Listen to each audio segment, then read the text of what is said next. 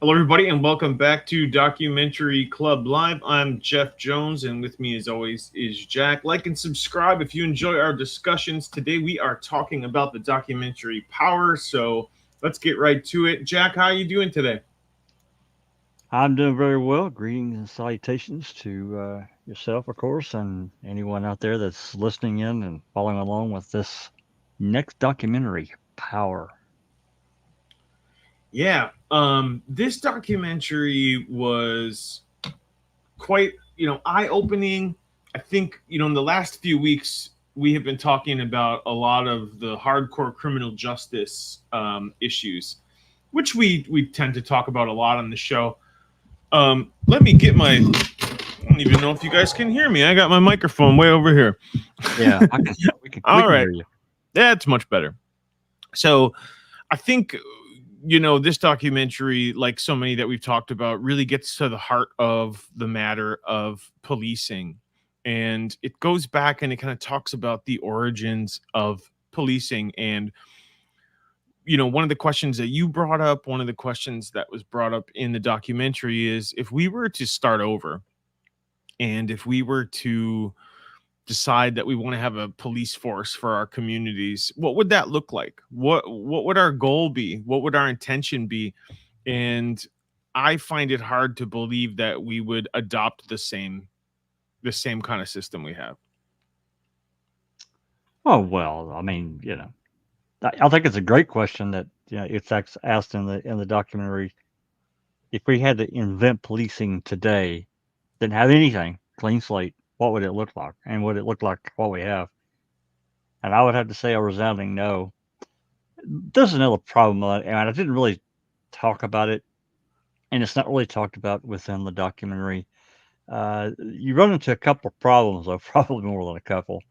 But if you think about how policing began, their origins, and how it evolved, then you have other feed offs from policing, crime lab, drug lab, these other support functions, even getting into the different statutes and laws and so forth per region or municipality, city, then state, then federal. A lot of these things are crafted around modern or even way back policing, but then moving into more modern times of how these things get crafted around these systems that are in place. So I have to ask myself, how would that look too? Because there's definitely going to be a difference. Definitely.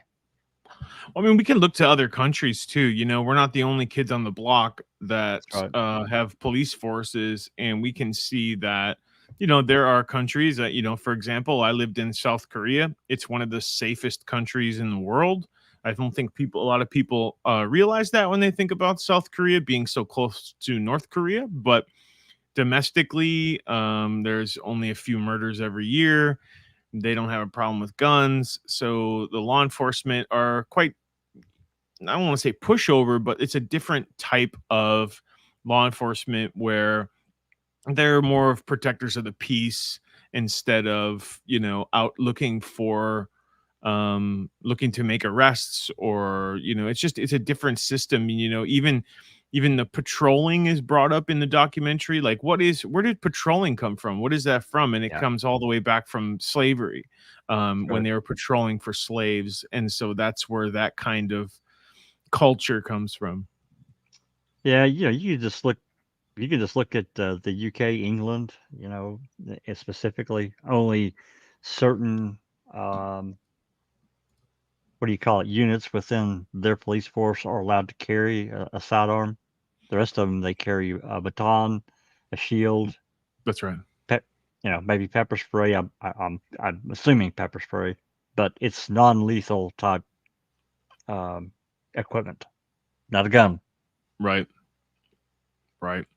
I've heard a lot of there have been developments in non-lethal weapons, but we don't seem to have any interest in that. There's tasers that are widely used now, which, you know, no one wants to get tased, but I'd rather get tased than be shot in the head. Well, sure. Sure, if you're just trying to incapacitate someone, a taser is a great, weapon. It's a great thing, right? If used, they've had rubber bullets for decades, right?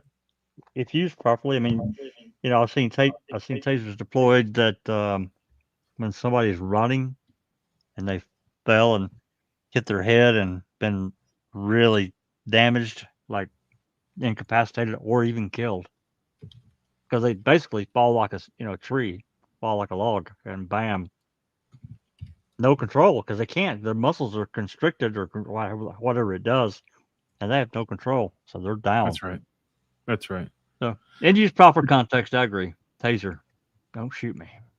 Yeah, well, and then I've also seen in other countries that do have guns and are issued guns, to all police officers.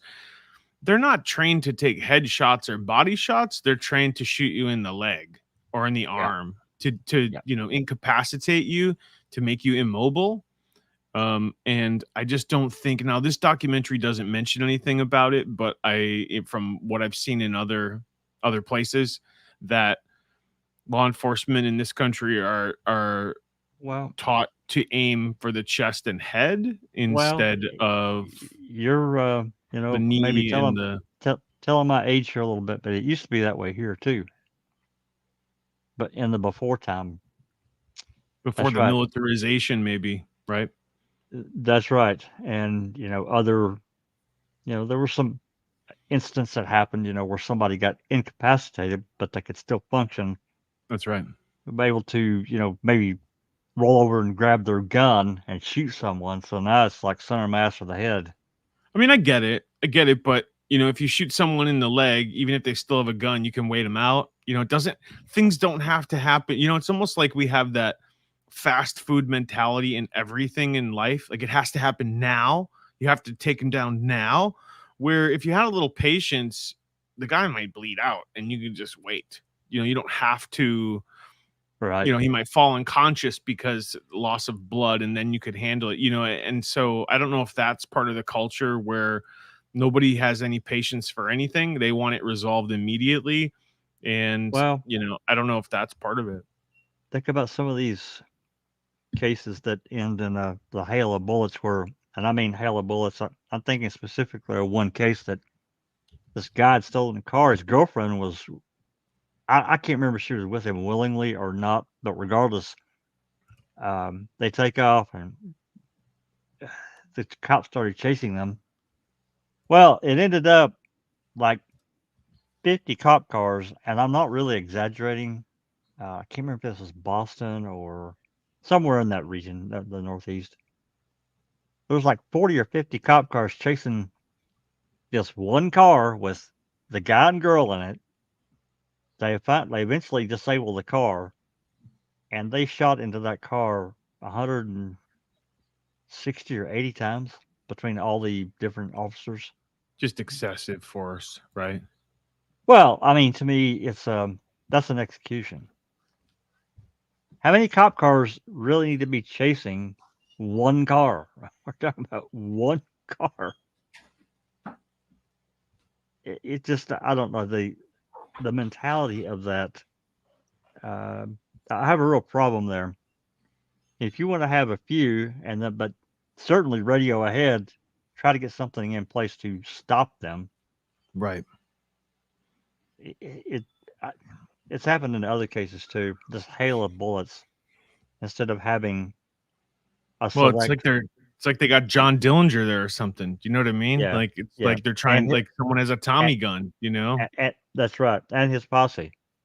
Everybody fire. Everybody shoots. Well, I know that in like high speed chases, that a lot of times in some places they're told to not chase at high speed right. because it's a That's danger right. for the community, right? That's right. Sorry. Hey, sorry, this guy got away. We'll get him eventually. We have helicopters, we have cameras, we have other, investigatory methods, but chasing people at high speed is a danger to the community. And I know firsthand that I grew up, one of my friend's mother was a witness to a crash of a high speed chase, and it was a big deal in the community. And people were like, we got to stop doing this because now, completely innocent people are put at risk because, a law enforcement felt the need to drive 120 miles an hour down a Exactly. highway where there are civilians on the road. And so, I think there's just so many instances where we need reform. We need realistic reform. We need level-headed reform. But we're never going to get that with, as Kay says, the FOP, the Fraternal Order of Police, the police unions. They have too much power. I'm sorry Way to too, say it. way, They have way too too much. much power and influence. And, I'm not against unions. I'm not against people collective bargaining, but Of course not. in this documentary, they talk about how law enforcement, police officers, if they're involved in a shooting, they have 48 hours. They get to meet with their lawyers. They get to do all this stuff before they even have to make a statement. Well, there's another thing, and I don't really want to jump ahead, but I think I should. We don't have to discuss it No, go ahead. because it's coming. Well, we're going to be reviewing the 13th, which is the 13th Amendment. That's right. And this plays right into this documentary here, too, because there are so many aspects that go on that people have. I had no idea. And one of these aspects surrounding it is an organization called ALEC, ALEC, and it's still a thing. You can go look at it right now. Google it, ALEC. It'll bring it right up to this organization that has had such a massive influence on community, collective bargaining for the police and other probably unions as well. Even right down to legislation. They helped write it along with a legislator. These people from this organization, and their interest is what? Money. Money, They're wanting. They get something out of it. money, power, control. Right. That's right. It's in the outcome. I've talked a lot about outcomes. I'm never going to shut up about outcomes. The outcome should be safer communities. Not we get what we want because we want it, because that gets us more money, right? That's right. I agree. Kay has a really good comment that says the FOP, the Fraternal Order of Police, is the main reason body cams weren't implemented sooner. Sure. Prime example of them obstructing, not in obstructing justice in the legal code, but obstruction of justice in the fact that we have this technology, we want to use it, but the powers to be, the FOP said no, and police unions fought against it. Oh, it would infringe on the privacy. You know what I mean? I'm sure they came up with all sorts of different reasons why it shouldn't happen. And yet, when it's implemented, we've found how valuable it is and how wrong they were. Oh, totally wrong. Remember those? I don't think we saw it in the premiere, but there was one little clip in Power where it showed these cops at this scene, and this one cop asked the other, "Are you muted? Are you muted?" That's right. Remember? Yep. Are you muted? Did you mute yet? Yeah, and he says, "I'm totally off," but he wasn't. He was still recording. Surely these guys going to the bathroom are making some deal with a CI, somebody that they don't, that doesn't really need to be exposed. Certain situations, that camera and microphone should not be under the control of the officer. I'm sorry, it just can't. There's too many things that go on that we've seen. It's so obvious, man. I mean, let's look at this past week. We talked about it before we went live about these different cases. It's crazy. I watched a documentary. It was a How It's Made over the weekend, just kind of like in the background. And they were talking about 7-Elevens or convenience stores. It was How It's Made, or no, Modern Marvels. I Oh, apologize. oh yeah, And it was about the convenience store and how they don't want to have an armed guard, even though they are oftentimes, a target for burglary. Because if they have an armed guard, then customers will think it's a dangerous neighborhood and they won't shop there, right? right. So what they do is they have these elaborate camera systems, and it's being monitored 24/7 by someone off site. So at Right. a center, right? And they Right. have 20, 30, or 100, whatever they're looking at. They have their region of cameras that they're kind of monitoring the whole time. If you can do that to protect convenience stores, I think we can do it to protect the community. And there should be live streaming of those. It shouldn't just be a recording. It should be you're live streaming and there are someone monitoring everything that cops do at all times. Just like there are people in this documentary, they showed that law enforcement have access to street cameras 24/7 and they Yeah. can watch it live. If you can Right. do it for a convenience store, we can do it for our communities. And I know that's something that wouldn't be popular because you can't manipulate it. And if you have someone watching you, oh my God, you might play by the rules. Well, like I said in and there's actually there are some communities that are doing it. These police departments around the country, there's a lot of them. I can't tell you the number because I don't think they told, but they either do it themselves, the police department, or they have a third party. There's these third parties that have access to thousands of cameras across their community, Right. and they're constantly watching. I know in London is like notoriously Oh, a big brother. closed caption. Um, Oh yeah, they have they have cameras, but all the cameras are on one database or one server, yeah, so they're all connected. Whereas we don't have that. If no, there's a crime that's committed at the 7-Eleven, you have to go and you have to subpoena this camera, this camera, this camera, this camera. Whereas in London, for example, they already have access to all that. It's already giving them well, control of that. they're government cameras. That's right. And it's controversial for some, that believe it's Big Brother watching us and it's unnecessary and it's an invasion of privacy. Whichever side you fall on that, um, we know that it's a possibility. We know that it's another way to do it. So it's not like it can't be done. It's more like who doesn't want it to be done, and why is the fraternal order of police and criminals on the same side with that one? That's a question I would like to know. Right. They both don't want it. Criminals don't want those cameras and the cops don't want those cameras. Why? I don't know. Well, You tell me why. And yet the most citizens would want them. yeah, I think so. I mean, I'm not. I guess it's again a little uncomfortable thinking about Big Brother, with the eyeball on you. But if you're going about your everyday life and you're just, out paying bills or shopping or whatever, I don't care. I mean, I you're caught just on how many cameras every day anyway. You That's go right. out and you go out to the mall, you go to anywhere where there's a public place, your privacy, if that's what you're worried about, is already gone. No, people are being recorded everywhere you go. And then plus the civilian has the right to film in public anyway. So if you're out in public, you're subjected to anyone's camera at any time and you don't have any say in that because you're in public. That's right. Exactly right. So, I think to use it to prevent or, monitor crime, I don't think that's a bad thing. Yeah, I was actually trying to find the name of this series that's on HBO Max. Um, it's actually pretty good. I've watched several of them.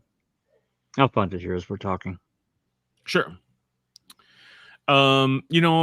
There's just so much that's brought up in this documentary about the origins of policing and the militarization of policing. And I think that's one thing that's definitely need to be discussed a little bit more here on our live, is that the militarization of policing in this nation is a problem. I see it as a problem. I think something that you brought up in the documentary is that local departments are given the opportunity to purchase, military surplus at huge discounts, and they do, and they arm themselves like they're soldiers.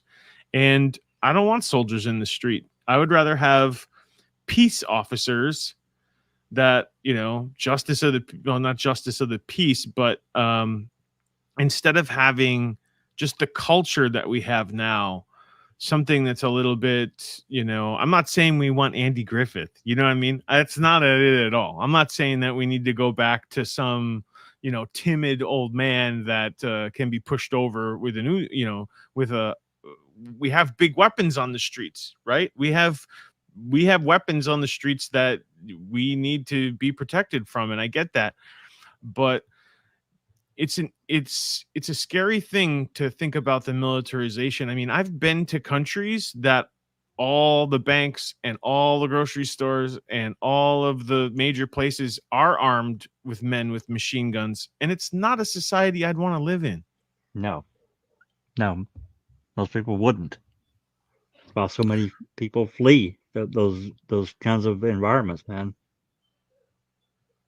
That's right, because it's just like the example I said about the convenience store. Why doesn't 7-Eleven have an armed guard? Yeah. Because they don't want their customers to feel like this is a dangerous neighborhood. So it's like this false sense of security almost, right? I don't know. It's a complicated thing, and I'm not saying I have all the answers, but I am for reforms. For, look at what we talked about with body cams. Look at how much better off we are now with body cams than we were without. Yeah, I agree. And by the way, the name of this show on HBO is called Real Time Crime. Real-time crime. Yep. I'll have to check that one out. I'm not familiar with real-time crime. Is it anything like Cops? No, not really. It's more real, kind of based. They go into a lot of these different video centers, wherever they may be, or whichever episode you're watching, and it shows various things that they catch on video as it happens live. Like I said, they have access through whatever means that they've done it. They have access to thousands of cameras across their community, and so they're able to kind of keep an eye out for things going on and catch it on video. Is it on Investigation Discovery? It might be an ID channel show. I don't know. That's what it's. Let me see here. This one. Let's see. Oh, it's both, because it's on Max and ID. Well, they own ID, so. Oh, okay. All right. I didn't know that. Yeah. Interesting. Yeah. Real-time crime. Real-time crime centers use surveillance cameras, tracking systems, and gunshot detectors. Yeah, this is kind of what we were just talking about. Exactly what I think we need more of, right? That, safety and freedom are always going to be a trade-off. If you're going to have to give up a little bit of the freedom, so-called freedom, for more security. This is the trade-off that's, inevitable and infinite, right? So I'm sure that it's controversial for some people, but I think, I'd like to check this series out, actually, because I bet if people watch this, they'd say, "Oh yeah, look at how many crimes that were uncovered just by having these cameras," right? That's right. I mean, again, there's further reaching questions than probably I can think of, but again, you have to think about there's always going to be crime. There just is. So what are we going to do to deal with it? Well, let's just deal with it in the real way. And if it was somebody, it was a friend or your family or somebody, whatever, you just knew it was wrong, and it got caught on video. The proper people got caught, charged, convicted, and put in jail for what they did because they made that choice. I just, I can only see it as a positive. That's right. Kay has a comment. She says body cams can help stop wrongful convictions if police don't lie and say it malfunctioned. Yeah, absolutely. I think. Are you muted? Oh, it malfunctioned. I think, if you had, this is just my idea, if you had live streaming that there was someone in, like we did, like you just said, in the real-time crime, let's say that those cameras in this show, real-time crime, also included body cams. Well, if there's a malfunction, you can contact the officer and say, hey, there's a malfunction, you need to get this fixed immediately, right? Instead of after the fact going, I don't know why my camera was all black, I can't explain it. Right. Or it just shut off. It just shut off, or it just muted. Like how did they have a mute button? Exactly. How did they have a mute button? Come on. I mean, think about the Karen Reed trial. I know you probably didn't keep up with it in too much detail, but there's footage missing after the fact. The ring, I think one of the Ring cameras, the footage is just gone, and it did exist, but somehow it disappeared. Just gone. Well, I don't know what happened. Missing that one. Oops, sorry. No accountability for that. No. Wild. Yeah. Well, it was a tough documentary to watch at some points, right? It was difficult. Case says 42 minutes missing in the Reed case. 42 minutes. That's right. I know it was quite a bit. I remember reading that. I saw this on, it was on X. I saw comments. I can't remember if Nosy made it or I can't remember, but I do remember reading it. Speaking of X, we're no longer broadcasting on X Live due to the fact that they want to have a Premier account? Premium account. Sorry, Elon. You can go kick rocks. I'm not paying for a premium account. You're out of your mind. Oh, you goofball. Look, anyway, man, he's running a little short. Help a guy out. He's running short. Yeah, he just got a $50 billion windfall from his failed Tesla business. But anyway, that's a different story altogether. Those what's it called? Cybertruck are the laughing stock of the automobile community these days. They are falling apart. I keep seeing videos in like, oh, look at my Cybertruck off-roading, and it gets stuck like immediately. Like they're all falling apart. The gas pedal is coming off and gas pedal is getting stuck, and people are crashing. What? It's yeah. Oh my god. I follow this Reddit, this subreddit. It's called Cyberstuck.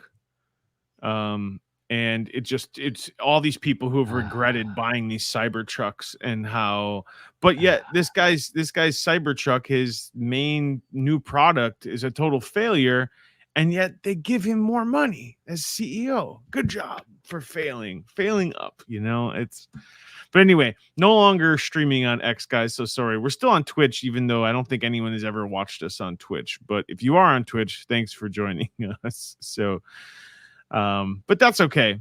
I'm not a big X user anyway, or Twitter user, but it is what it is. What can you say? Yeah, this was a change that happened last week. And actually, we did upgrade to the premium account, or Zoe did. Mm-hmm. But I've got to go in and edit that and get the account linked. So right on. The open mic wasn't on X last night either. So yeah, I noticed that. Yeah, and it's like, okay, well, yeah, I'll have to take care of that this week. Hopefully, get that fixed. Honestly, the only reason I ever streamed on there was because I wanted to burn up their bandwidth anyway. So Kay says 42 minutes missing in the Reed case. It's almost as much as YouTube cut out of my premiere today. So I don't know if you guys noticed, the premiere was set to be much longer. And YouTube said that there were some instances in the video that were flagged, that were copyrighted, and I didn't realize that they were cutting out almost 20 minutes of the video. So I will be more careful in the future. So maybe I can do some sort of a re-edit in the future, but I will try to be more careful for us out there. But it is what it is. You know, you're working in a tough game of we're constantly using copyrighted material on this show. But I cut it in such a small, minute way that we're able to watch some of it. So it's on me. But anyway, it is what it is. What can you do? It's always going to be a fight to the end to try to get your content out there. Yeah. Well, any last thoughts on this one? It was a tough watch, but I think it was a good introduction going into the one that we're fixing to do the review on, the 13th, which is the 13th Amendment, and it honestly is a harder watch than Power for me. It was, Yeah, because of the implications, because it's constitutional law, 13th Amendment, so it's ground in, and the implications in it are quite astounding. That most people, I don't think, really maybe even care about, but they certainly don't understand. And I didn't.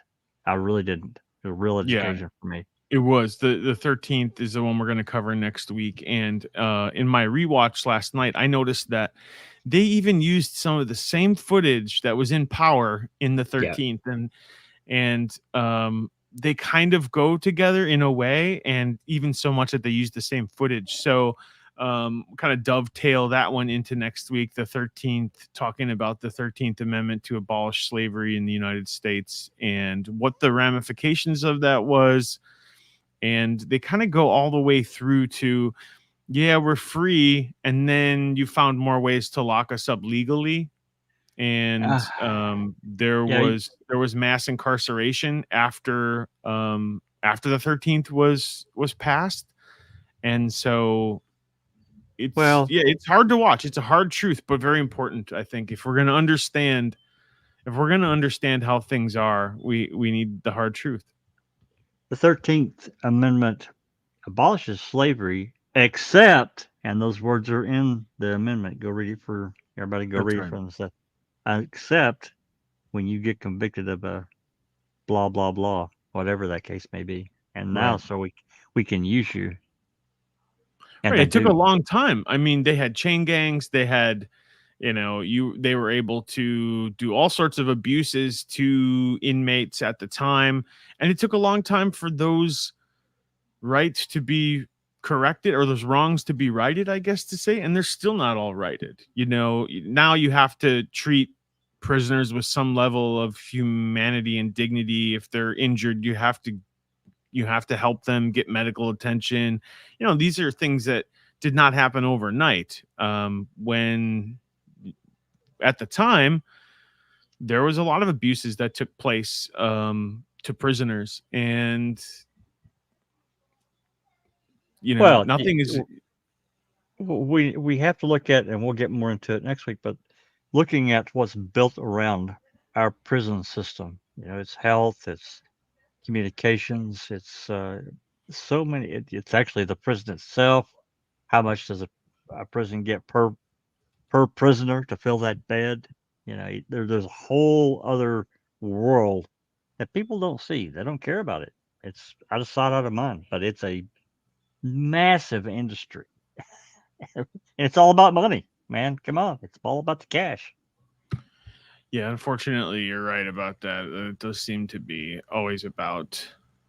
It always seems to come back to money, and I hate to beat a dead horse, as they say. Hate to just kind of keep repeating everything, but shush. I did not want to do that. That was not my intention. I apologize. Couldn't hear anything. Oh, you couldn't hear anything. I thought there was a video playing. I apologize. My bad. It didn't come through. I guess I should be focusing on one thing instead of working in the background. But that's me. I'm a multitasker kind of guy. So sure, me too. Yeah, I hope people, enjoyed checking out Power. I don't have a whole lot else to add to it other than you guys should definitely check it out if you haven't seen it yet, and then check out the 13th for next week. Yeah, certainly. If you're interested in policing, its origins, You gotta and watch it. you got to watch it. Yeah, and the steps that happened throughout. There, it's not an in depth, but it's deep enough that it should make you question, ask the questions, and honestly take a look at it.